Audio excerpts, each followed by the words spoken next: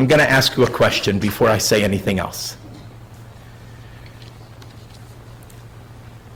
I'm not asking you to answer. Am I enough? It's become a sort of a cultural mantra. You are enough. It's printed on mugs. It's whispered on wellness podcasts. It's embroidered on throw pillows that are in display windows sometimes, begging us to come in the door. And it's always delivered as an answer. You are enough. But it wouldn't exist as an answer if so many of us weren't possibly quietly, possibly out loud, asking the question first. I'm not speaking today as someone who has resolved this question. I'm speaking as someone who lives inside that question. I have felt it in small moments and in large ones. I have felt it with friends and with relatives. I hoped that it was like the insurance policies, no fault, when we just lost touch. Professionally, I have dwelled inside this question when a family didn't come back after checking us out. I replayed every interaction, wondering what I'd missed. Was my greeting warm enough? Was I present enough? And until this very Shabbat, the evidence for my enoughness has rested on one side of the bima. My voice, my occasional musical kreks, or kvetch, some call it. Those are classic Jewish musical terms. My ability to inspire through nusach, but today I begin leading from both sides. And I would be lying if I told you I wasn't a little bit terrified. I came to this congregation as your chazan. That was the gevul, the boundary, and I understood that boundary quite well. It's the one I've lived inside for years. I tend to the sacred sounds of a congregation, and this one's been gathering since 1858, older than most things any of us can point to in our own lives, and my job is to seize every opportunity to make the liturgy meaningful for you. To sometimes look around the room and say, I know that person doesn't like it when I do 3 tunes to the Chadodi, and I want that person to really be inspired today. And someone else, I know that they like the new music that they catch on Spotify, and they might like to hear something new, like what I tried to sing a little earlier, Adonai Sfatai of Noah Aronson. This feeling I have now is similar to what our newest AJ president expressed at the annual meeting. It's awe and inadequacy in equal measure. I feel like I'm exactly where I'm supposed to be, and I feel like I have no idea what I'm doing. And it's simultaneous, and it's in the same breath. So I went back to the Torah, because that's what we do. When we don't know what to do with ourselves, we read and reread, whether it's Torah or something else. When God looks at creation, at the end of each day, God says, Ki tov. It is good. God is not grading on a curve. God is not saying passable or acceptable or better than I expected. God is saying, this is what I made, and it is good. I believe I'm experiencing a form of revelation. And that word deserves a moment because for some, like the word unification, it might not sound Jewish, but revelation and unification are very, very Jewish. There is a divine gaze that sees sufficiency where we only see lack. A divine gaze that sees sufficiency where we only see lack. And yet, I've watched that truth, that beautiful, radical truth, get tangled up in something more complicated. I want to be fair to everyone for whom the "you are enough" message is meaningful before I push on it, because it is answering a real wound. I've met people in this room, in hospital rooms, in conversations after services, people who have spent their entire lives under a kind of conditional love that kept moving the goalposts. Every time you thought that you had satisfied and done what it was that what was expected of you, whether from a loved one or a boss, the goalposts moved. Be devout enough, achieve enough, be thin enough, be rich enough. For many people, hearing and truly internalizing "you are enough" is the first time they've been permitted to simply be, to exist without passing a test. And here I want to say clearly, that instinct is deeply Jewish.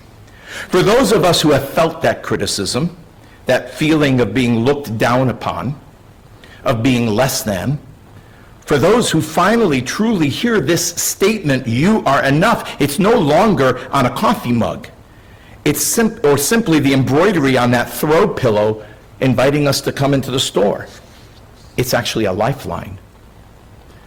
For the person who has been told their whole life that they are broken, "you are enough" is the most radical theological statement possible. It is saying the voice that told you otherwise was Balak's voice. It was the voice of fear, competition, someone who needed you to be small so they could feel safe. It was not God's voice. God looked at you and inspired Bilam to say, "Ma tovu ohalecha Yaakov, mishkenotecha Yisrael." God made you and called it, deemed it good. But a Devar Torah that tells you only what you want to hear is worthless flattery. And Torah is never merely flattery. Bilam's story does not end with the blessings. After those famous words of Matovu, we read it this morning. The very next chapter, the Torah tells us that the Israelites fall into exactly the kind of moral failure that the blessings were meant to prevent. They worship the Baal Peor. They abandon what they were called to be. The beautiful tents become a sight of shame.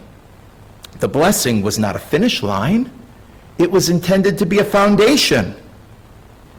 Think of the blessing as a well.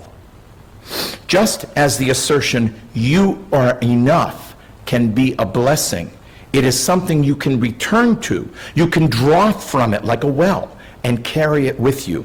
But it is not something you climb into and stay with in a type of a complacency. The Torah doesn't give us the blessings of Matovu and then say, "Genug, you are enough, no more. Now go rest and do nothing." It gives us blessings and then immediately shows us what happens when we mistake the gift for the destination. The tents were beautiful, and then the people forgot their divine purpose. Enough as a foundation is holy. Enough as a ceiling, as a limit, can become something damaging. The opposing force to growth, to becoming. I only know this. I'm only able to talk to you about it because I've lived it, because I've been on the wrong side of this blessing. Judaism is not a religion of arrival. It's a religion of becoming. We don't spend Yom Kippur celebrating our sufficiency. We perform cheshbon hanefesh, an honest accounting of the soul, measuring the gap between who we are and who we are called to be. No matter how hard I try, I am not going to be enough for all of you. And maybe sometimes when I crack a joke that doesn't land, I'm just going to be a little too much. I'm one person, a cantor who became a rabbi by a path that was as unexpected as any path in my life. I carry this role with real love for this congregation and real commitment to this 167-year-old institution. But I am one person.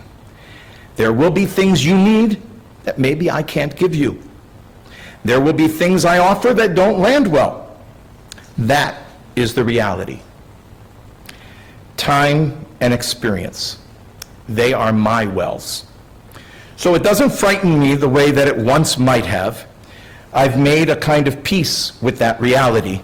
I've come to understand and even embrace that no single person was ever meant to be enough for an entire community. 613 mitzvot cannot be fulfilled by one individual person because some of them are mutually exclusive. Some are for one gender and not the other. Some are for the blind and not for the seeing. When Bilam finally saw the angel, he fell on his face, and then, still intending to curse, the blessing turned out instead, not because he'd become righteous, but rather because of the beauty and the order that he saw in Ohalecha Yaakov, spread out in the valley below. He was changed by an argument, not by a theology, by what he saw when he finally looked clearly. The Sfat Emet, the Ger Rebbe, taught that every person contains a divine spark, a pintele yid, and that is uniquely their own, one that exists nowhere else in all of creation. That's inside of each one of you. The spark is unconditional. It is your worth.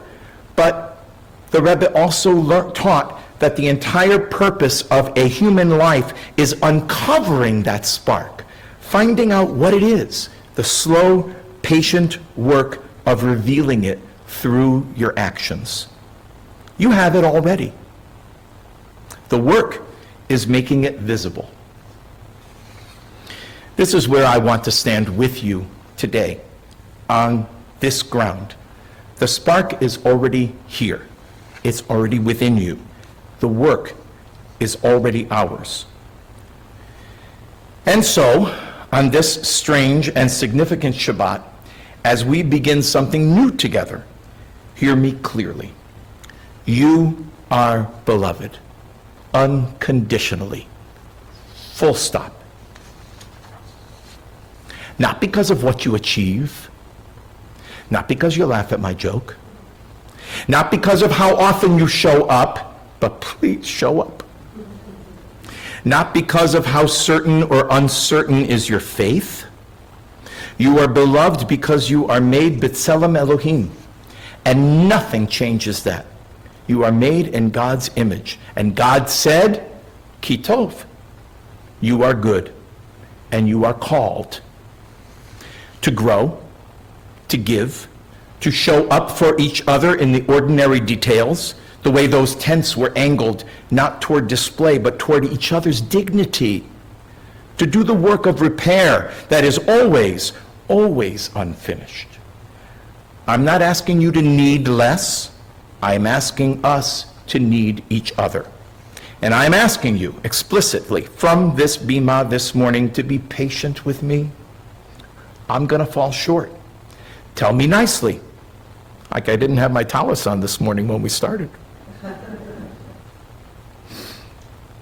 Bring me your needs, your voices, your preferences, your ideas. A community isn't a product a clergy person delivers. It is a living thing that we build together. The most important thing any of us can do right now is show up with all of our imperfections, honestly, with all of our unresolved questions, and begin. May we have the wisdom of Bilam's donkey, to see clearly when others cannot. May we have the courage to let our own eyes be opened even by someone we least expect, even when what we see humbles us. And may the blessings that God intends for this community find us facing in the right direction together. Shabbat Shalom. Bruchim to you. We continue now with the Musar to ask that God be upon all of us. I think you can all learn it. And for anybody that wants, afterwards, I printed out a few copies of the music. So I kind of indented it in a way that you might see what's going on here in the melody too. It starts like this, and it's from Psalm 90. Vihi Noam Adonai Eloheinu Adonai Eloheinu Aleinu. Let's try it again. Vihi Noam, may the beauty of our God Adonai Eloheinu Adonai Eloheinu Aleinu. And once some of you get the music and you understand that there's an overlap, because I can't sing both parts at the same time, but I'm sure going to try, then it'll sound like this. Vihi Noam, may the beauty, and someone will hold the right? Vihi Noam, may the beauty of our God, Adonai Elohim, Adonai, God of all of us, Vihi Noam, may the beauty of our God, Adonai Eloheinu, Adonai Elohim, may the beauty of our God, Aleinu, be upon all of us. Now, most songs have a little bridge in the middle of it, and this one does too. It's indented at the end. Uma'aseh yadeinu, konena aleinu. Uma'aseh yadeinu, konenehu. One more time. Vihi Noam, may the beauty of our God, Adonai Elohim, Adonai, God of all of us, be Adonai Elohim, may the beauty of our God, Aleinu, be upon all of us, Adonai Eloheinu, be upon all of us. Adon Olam is on 436. Adon Olam.